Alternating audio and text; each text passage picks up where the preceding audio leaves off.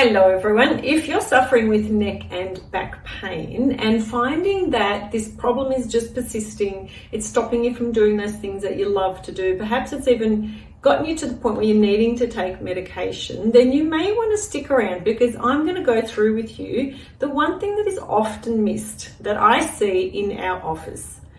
Hi everyone, I'm Lisa, chiropractor at Elm Street Chiropractic, and the actual thing that I'm talking about, the problem that I often see, is a lack of side curves. Now I will explain that.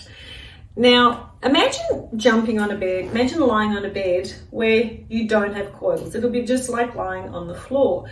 Those coils are allowing that spring in it. So we need those curves in those coils, obviously, to do their job.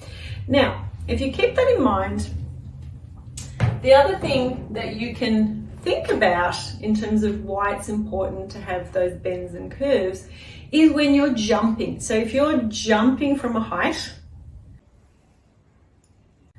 you want to be starting with knees bent, ankles flexed, and then land that way.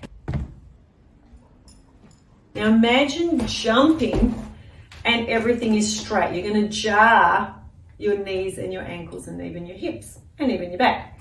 So keeping that in mind, when we're looking at a spine, our ideal spine front to back should be straight, which would make sense. We don't want kinks and curves and tilts there.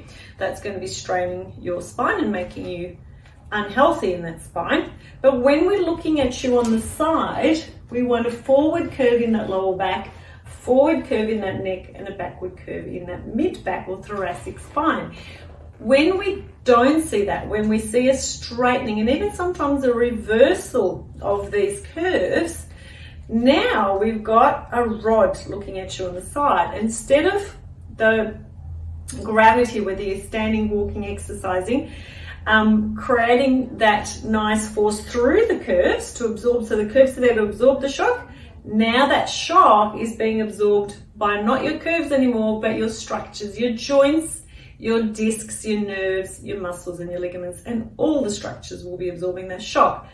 Over time, that's going to stress and strain that structure called your spine and will eventually lead to pain. And often we see these people in our office. So our job is to assess the spine, assess that spinal alignment, assess how all those joints are moving, and make those corrections where appropriate. So if you do need any help, you can do one of three things.